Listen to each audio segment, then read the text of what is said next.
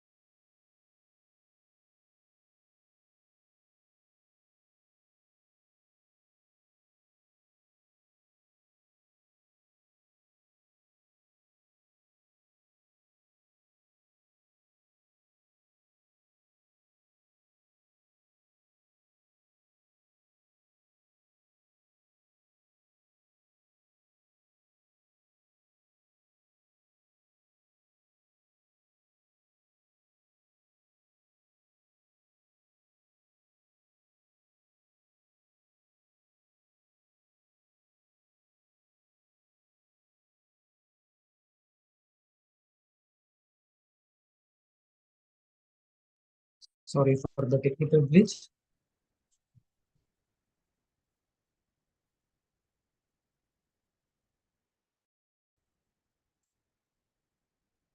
Yes, we are all in the power manifestation of Sarvanyatva.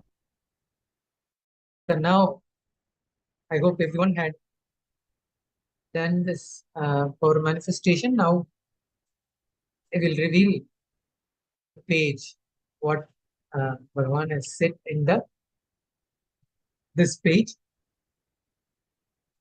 The more judgments you carry about life, the more you will suffer with unnecessary violence, unnecessary anger. The big problem is you are so quick to pass judgment on a particular person based on one experience or even a particular race based on one person. You are just waiting. You are just waiting. And the worst part is not only do we throw these emotions on others, in a few days, we start internalizing them also. This is what I call suffering with unnecessary emotions. I have seen so many people suffering with unnecessary emotions because I'm traveling all over the world. I'm seeing different races, different communities, different cultures, different religions, different nationalities, different backwards, different kinds of people suffering with the unnecessary incompletions about life. The judgments you pass about a particular race, the judgments you pass about a particular religion, the judgment you pass about a particular state, the prejudices and biases you carry are all related to this wrong knowledge. Many times people tell me, especially when they come to India, Swamiji, we thought the whole of India will be always only meditating, but we don't see that. They think all Indians are constantly sitting with closed eyes, silently meditating.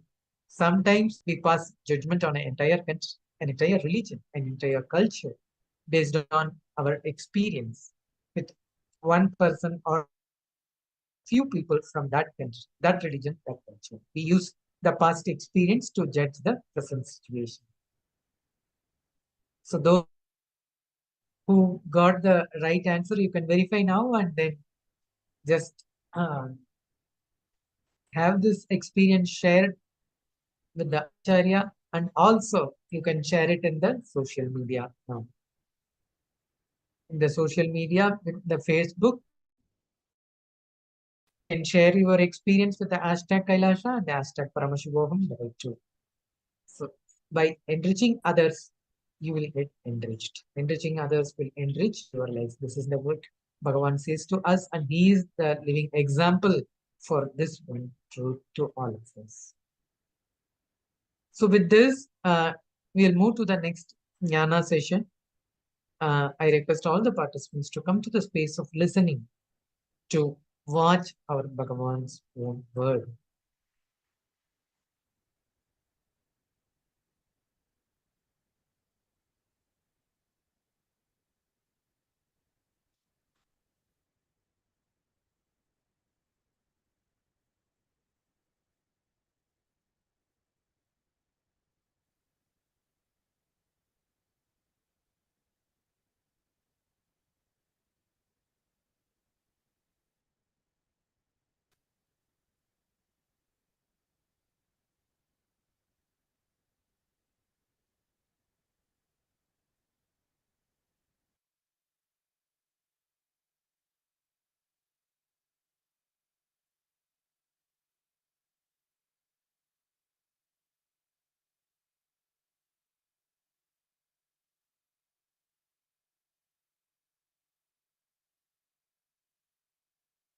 The scientific values, I was studying what makes something as a science, the definition of science, what makes something as philosophy, what makes something as mythology, what makes something as history. I was studying the definition of the qualities and the substance. What is the substance and what is the quality? Declares something as a science, something as mythology, something as history, something as philosophy. I tell you, after thoroughly studying, and I was also spending some time with many different autobiographies of people from various walks of life, from different parts of the world and different time and culture. Listen. The conclusion I arrived, Vedas and Agamas have highest qualities and values of science. Understand?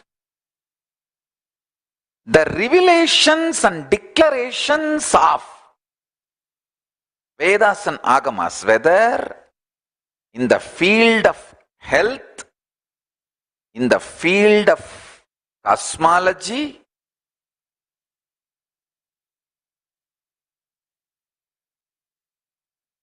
from simple healing your stomach pain to knowing the whole cosmos. The revelations of Agamas have higher quality and scientific values than anything declared as science in the world. Just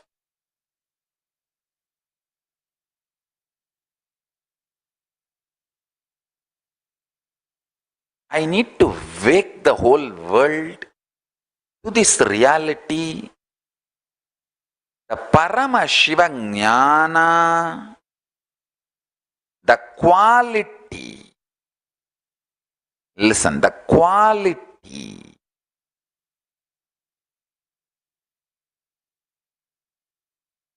the values declared as the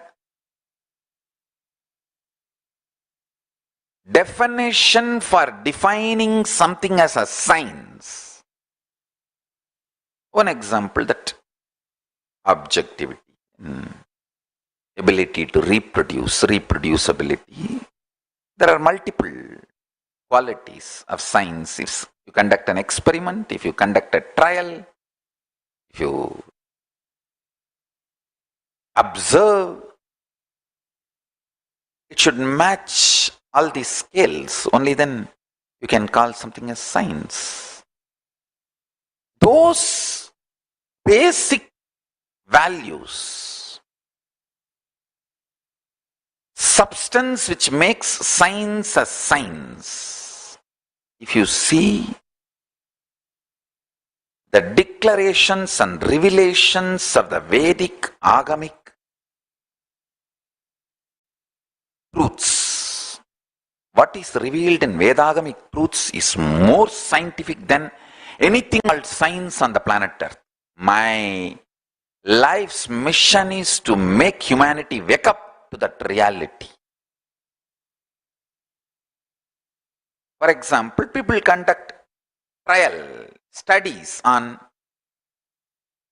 comparing between gym exercises and yoga, or even among the gym exercises, different brands, a regular common man's gym exercises, and these branded specific gym exercises. And they conduct study and trials on diet and various brand diets. And wow, how many brands, oh God, the number of brands of these diets in US, what all brands, eat what you want and lose fat, money back guarantee. These are the brands.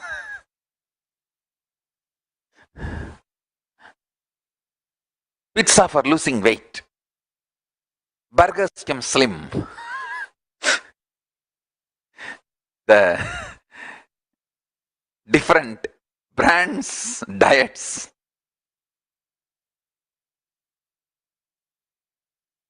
I tell you, each brand tries to do some independent studies and scientific studies to establish their credibility, study, trials and all that. If we start conducting trials, studies on Vedagamic revelations and declarations on lifestyle, Paramashiva gives 400 definitions about food as an introduction to Bhagavad Shastra. Originally, the Tamil Bhagavad Shastra which we are following, that book is the translation of Vedagamic Shubha Shastra. It says very clearly in the introduction, and I also verified with various scholars. I myself will not claim myself as a scholar in Sanskrit. Maybe I know little Tamil and little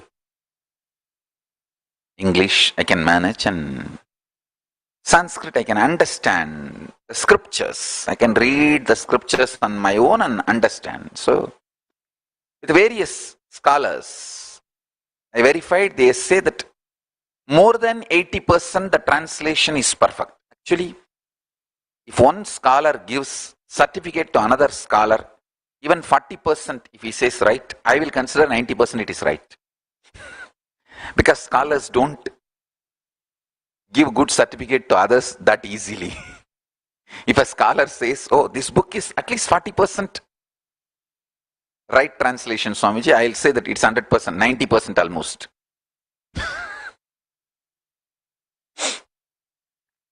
Anyhow, so even the scholars say that it is more than 80% authentic translation. I tell you, introduction, it talks about the taste and the objects which gives the taste and the permutation combination of the taste and what is done by the taste on your system. That's the most funny thing. Understand? He doesn't talk about based on the object you eat. Paramashiva's introduction about food is something extraordinary. He is managing your health based on the taste. Permutation combination of the taste. I was really shocked and surprised when I read the whole thing. Then naturally I had a question. What is this? And with the permutation combination of the modern day items, if I make the same taste and eat, will I have the health benefit and will I not destroy my health? And finally I realized after checking, cooking and doing everything, never we are able to reproduce the taste and permutation combination of the taste Paramashiva describes by any other object other than the object he prescribes and describes. You will never be able to bring the sweetness Paramashiva describes by adding madhu, honey, by any other sweetener.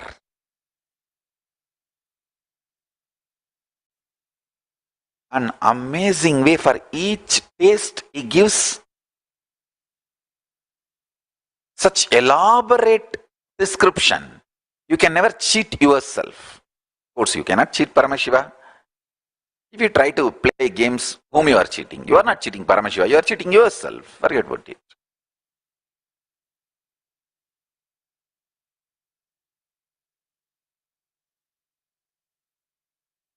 Listen carefully.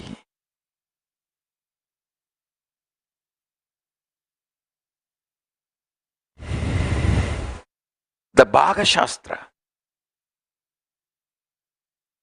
the descriptions of the taste Paramashiva gives, if we do trials and studies on those, you will understand extraordinary principles. And I should say, if we conduct trials and studies on this diet, whole world will wake up to the truth of agamic diet, and just by food you will be healthy. It will not be like food is sold cheap to make you sick and money is earned, profit is earned when you are sick.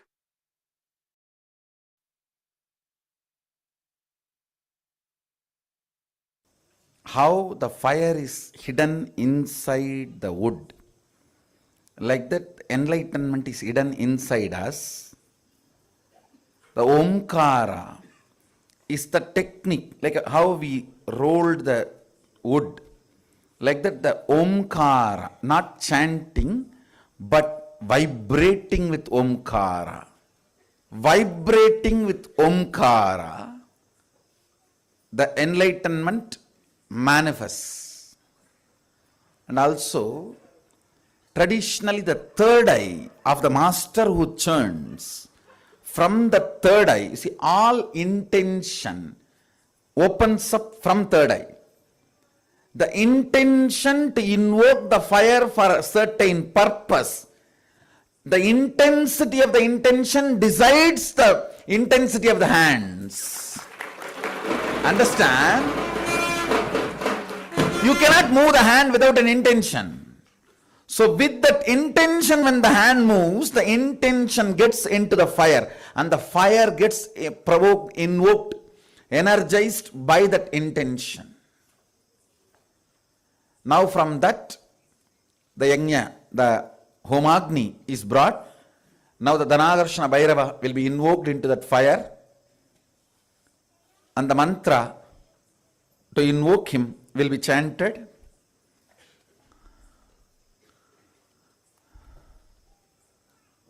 It's a powerful science, as I was explaining.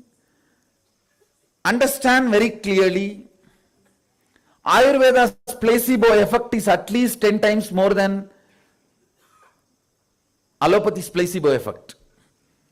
The number of disease, ability to diagnose, ability to manage, ability to cure, ability to completely heal and get you back the quality of life.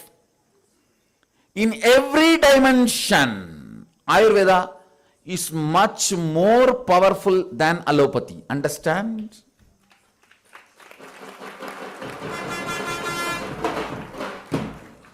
The only mistake our masters did, we are not brutal. Even in the war, we are dharmic. People who invaded us, even in the life, they are brutal.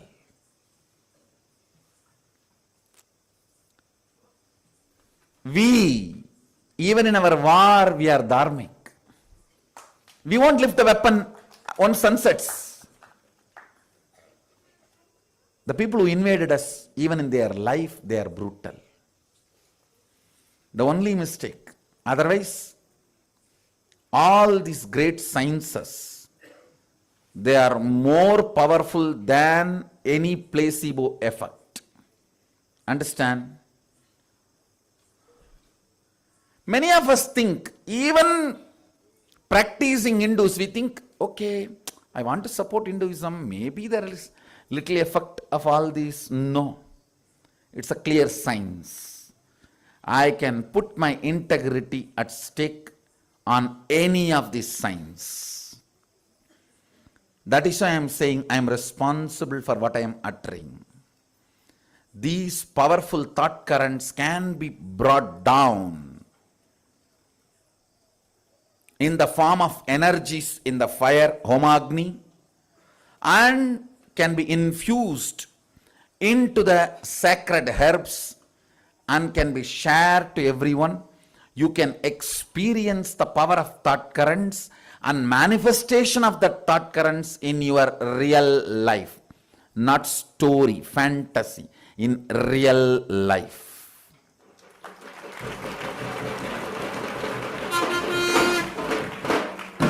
If the Putrakameshti Yajna means the Homa, Yajna for having children, if it is performed, simply it will translate into you getting the children. If Dhanakarshana Homa is performed, simply it will manifest you manifesting wealth consciousness and wealth. Every step is a science, pure science, more scientific than any science, more scientific than any so-called modern science. I have seen many of these so-called rationalists behave very irrationally.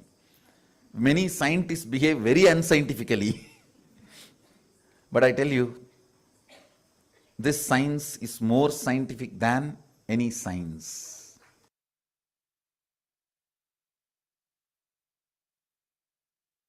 So now, listen. The first understanding about gravity and greed. As I said, greed happening in the macrocosm is gravity. Gravity happening in the microcosm is greed. That's the first principle. First understanding. The second force is electromagnetic force. Fear happening in the macrocosmic level is electromagnetic force, and electromagnetic force happening in microcosmic level is fear. Understand? All the principles human mind knows about the fear. All the laws, principles, science, human mind knows about the electromagnetic force. Apply them to the fear you experience in your microcosm. You will realize so many deeper level truths about fear. You will just conquer fear, and you will know how to use fear in your life. Listen. All the understandings you have about fear, map it to electromagnetic force. You will have more understanding. You may even land in new understandings, revelations, inventions, discoveries related to electromagnetic force. You may discover new laws, principles, reach new level of understanding about the electromagnetic force. If you reveal, if you map all your internal understandings about fear, if you map all the scientific understandings, revelations, principles about electromagnetic force on fear, you will have more understanding about fear. And all the understandings you have about fear, if you map it on electromagnetic force, you will have more understanding about electromagnetic force. Electromagnetic force happening in macrocosm is fear. Fear happening in the macrocosm cosmos is electromagnetic force. Let me repeat. Electromagnetic force happening in microcosm inside your system is fear. Fear happening in the macrocosm. Cosmos is electromagnetic force. Let me repeat.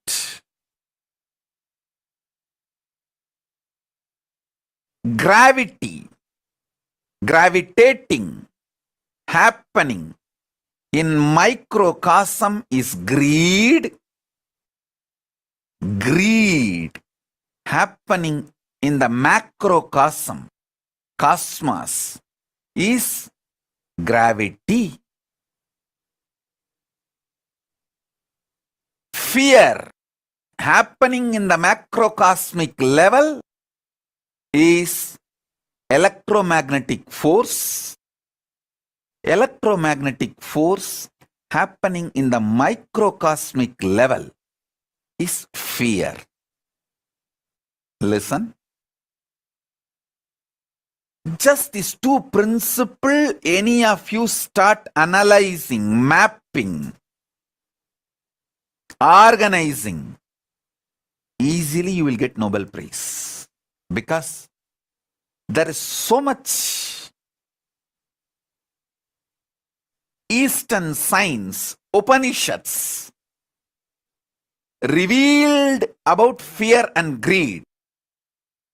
There is so much the modern science has analyzed and understood about gravity and electromagnetic force. Many things will complement each other. Many of the understandings about the electromagnetic force and gravitation force by the modern science, if you map them to the understandings about fear and greed by the Upanishads and Agamas, the Hindu scriptures, you will land on many revelations, discoveries, understandings, powers in the inner world and in the outer world, in microcosm and in the macrocosm. What I am revealing is some of the fundamental principles, fundamental discoveries.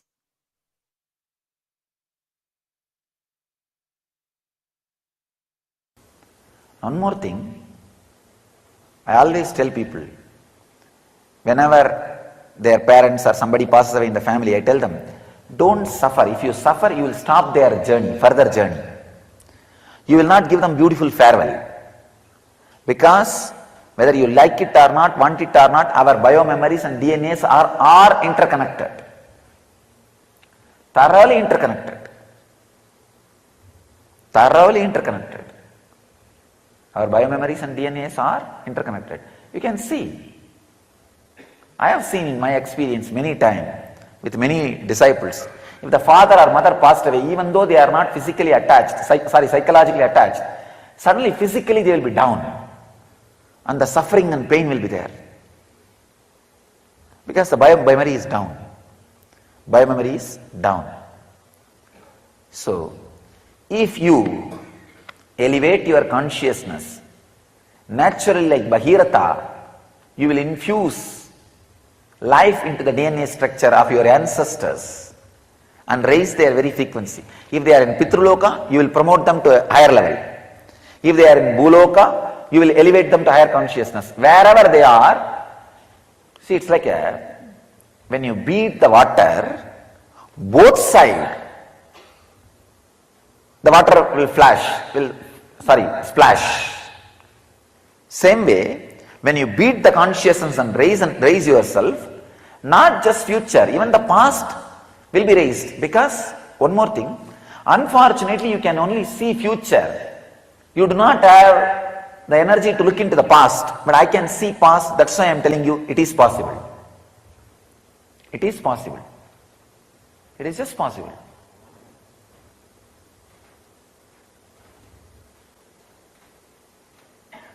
All right. Now I commit. Not only I will make this as a verbal now, just to prove to all you guys that even things related to past can be tracked back and altered, and their person's consciousness can be elevated. I will prove it within next 1 month by reversing some of the past incident happened. Let it be on record. I will prove it. See, some personality during the past which has happened already, I'll get this person and elevate the frequency of the person and put the incident back, and suddenly some new whole rejolting will happen. So this will prove the past DNA can be past biomemory can be altered. That is one thing. Second thing, I'm trying to prove what way as an experience I can show you guys the past DNA can be altered and changed.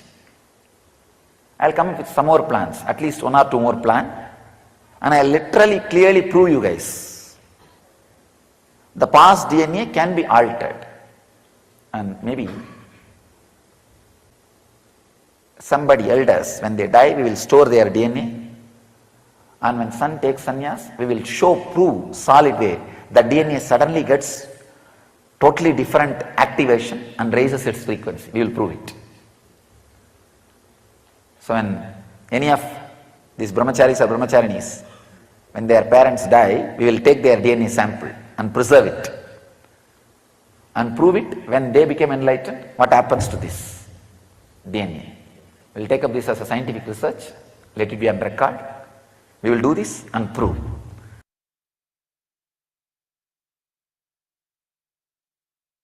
Consciousness is foundation, source of length, breadth, depth, time, space, dimensions of this universe.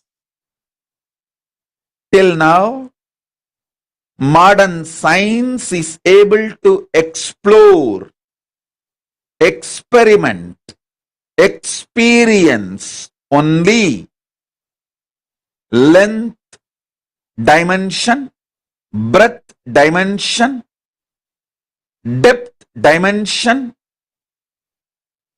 time dimension and space dimension of the universe. But the cosmic science of Hinduism, from time immemorial, not only explored but revealed the science of consciousness. We are all rooted, grounded, founded in consciousness. We are much more than length dimension, breadth dimension, depth dimension, time dimension, space dimension. We are conscious beings. Knowing we are conscious beings and manifesting the powers of consciousness is conscious mutation process. Humanity and modern science till now explored only 4 powers, forces. Gravitation force, force of gravity. Electromagnetic force, electromagnetic power. Weak nuclear force and strong nuclear force. Whole modern science experimented, experienced, explored only these 4 powers, forces. gravitation force, electromagnetic force, nuclear force, strong nuclear force. But cosmic science of Hinduism reveals in the Vedas and Upanishads scriptures millions of years ago the power of consciousness, which is beyond all these four forces. Power of consciousness, force of consciousness is beyond the four forces known to the humanity.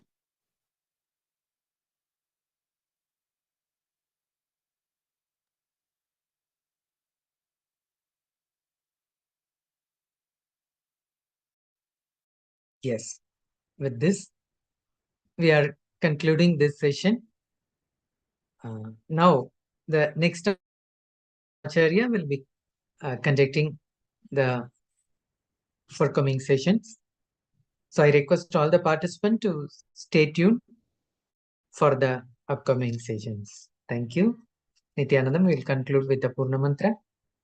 Om Purnamada Purnamidam Purnat Purnamudachyate Purnasya Purnamataya Purnamevavasishyate Om Shanti Shanti Shanti Harihi Om Tatsat Sarvam Bhagavat Sri Nithyananda Paramashiva Padakarpanamastu Om Nithyanandam. Thank you, Nithyanandam.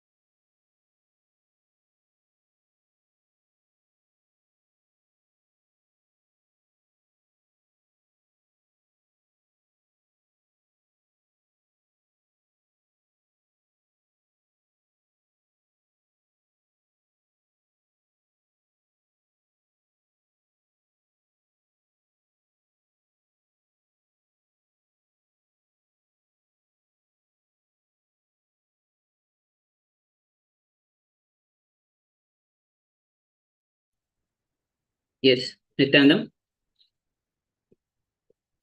So now let's begin our next session with the Sadguru Vandanam. Nithyanandam Param Sukadam Kevalam Jnanamurtam Dandvatitam Gagana Sadusham Tattvamasya Dilaksham Ekam Nityam Vimalamachalam Sarvadhi Sakshibhutam Bhavatitam Trigunarahitam Sadgurum Tam Namami. So let's enter into our next session, which is Beyond Science Revelations. So let's understand what is science.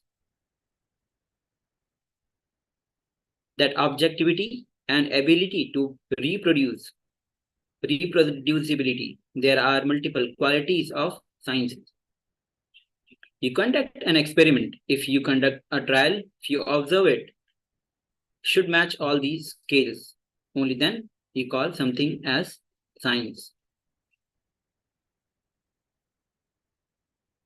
Now, beyond science revelations, pick any one and contemplate. Powerful thought currents can be brought down in the form of energy in the fire, Homa Agni, and can be infused into sacred herbs and can be shared to anyone. You can experience the power of thought currents and manifestation of the thought currents in your real life. Why a stem cell gets reproduced? Very beautifully, Upanishad describes why the one become many. Gravitating, happening in microcosm is greed. Greed happening in microcosm, cosmos is gravity.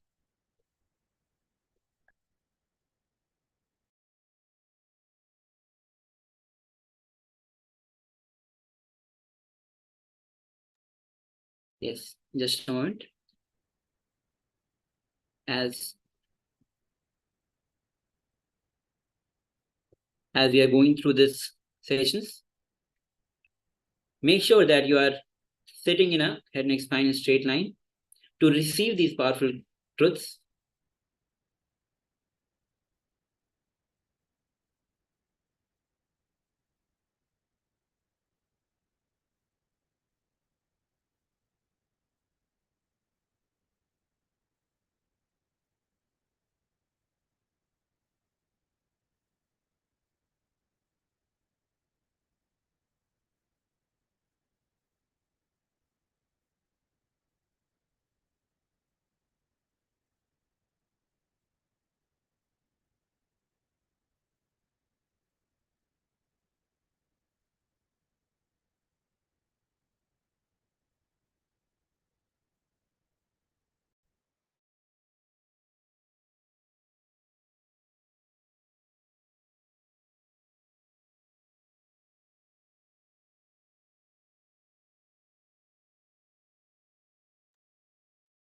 So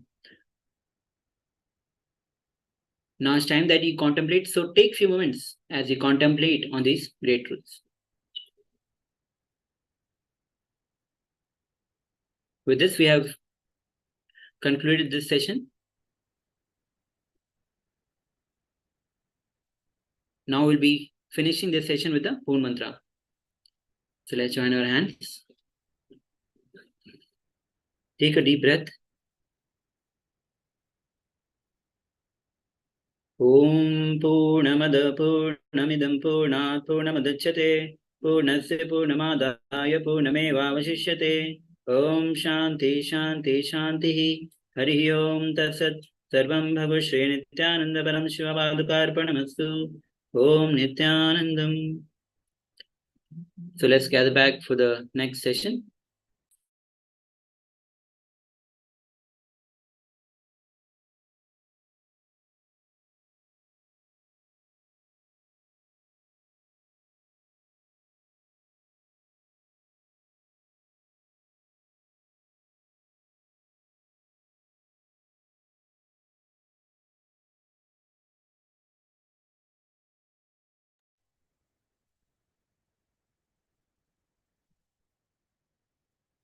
So the next session is Nitya Kriya for anxiety. So let's begin. Before we begin, let's join our hands and let's start with the Sadguru Vandanam.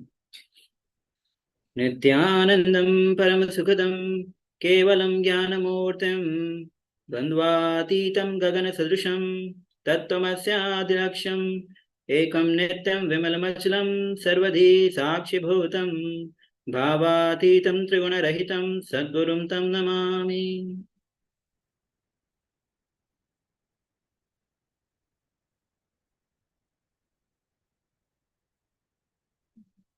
Now, so before we begin, let's have a quick look at this disclaimer. This technique is not intended to be a substitute for professional medical diagnosis or treatment. Individuals with any type of medical conditions, the elderly, children below 14, women who are pregnant and or suspect they might be, are advised to seek professional advice seeking before practice this technique.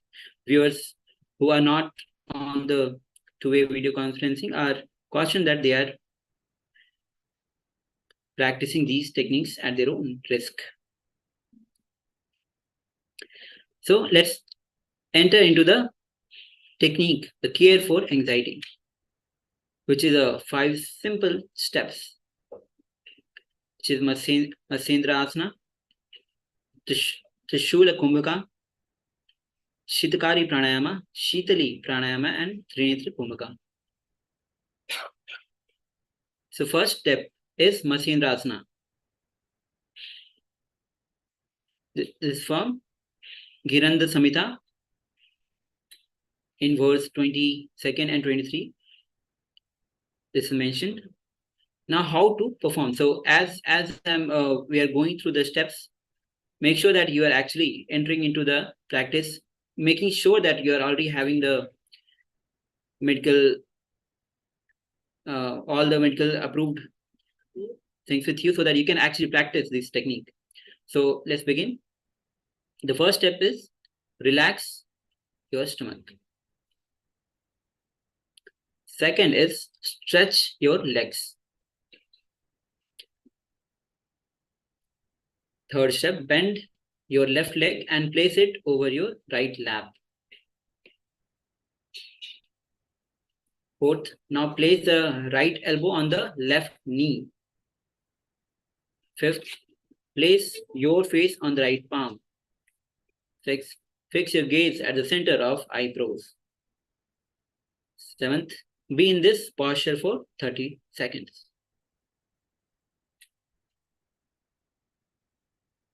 So let's take next 30 seconds as you are in the posture. You can take 10 more seconds to get into the posture. So let's take 40 seconds for this.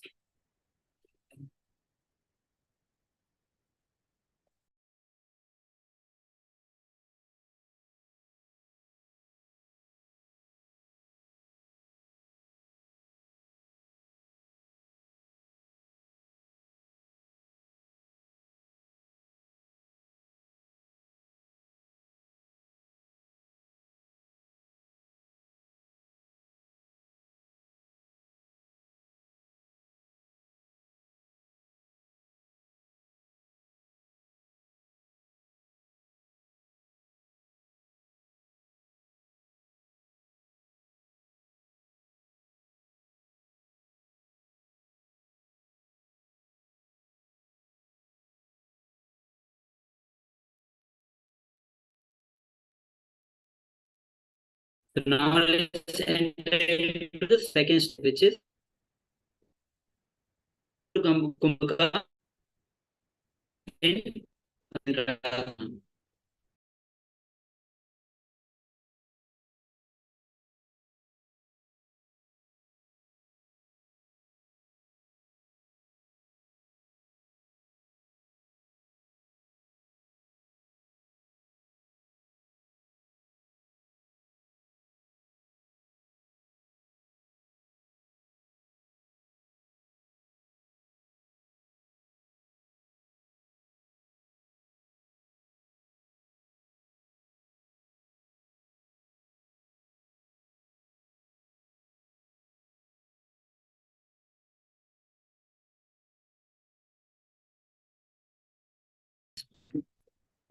We'll go through the Trishul Kumbhaka. The first step is inhale through the nostril and also simultaneously. Yes, this is unusual. So the first step you need to listen carefully. The inhale through nostril and also through the mouth. Second step is hold the breath. Third step, now exhale slowly and relax. Do this 21 times.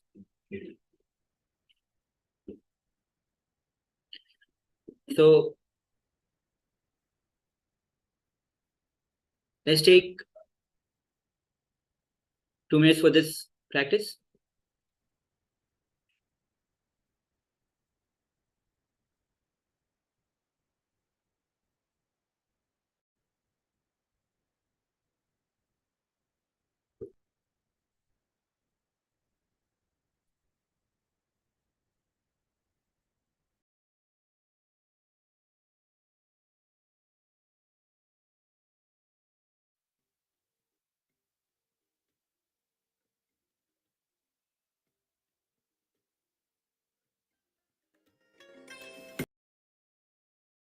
And manifest the powers of Mahasudashiva. Om Nithyananda Paramashivoham.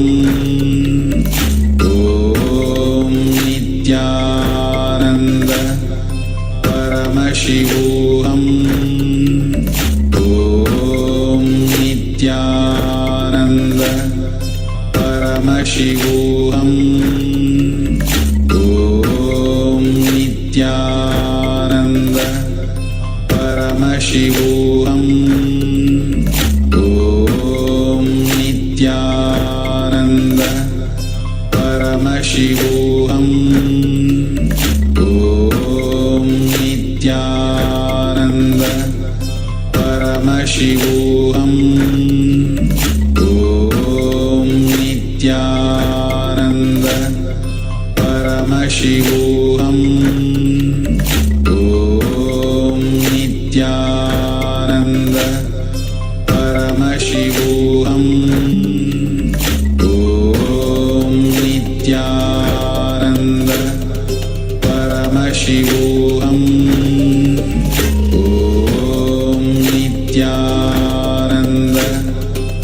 Paramashivoham.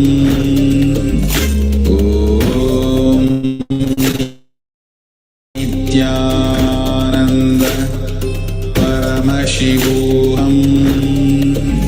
Om Nithyananda Paramashivoham. Om Nithyananda Paramashivoham.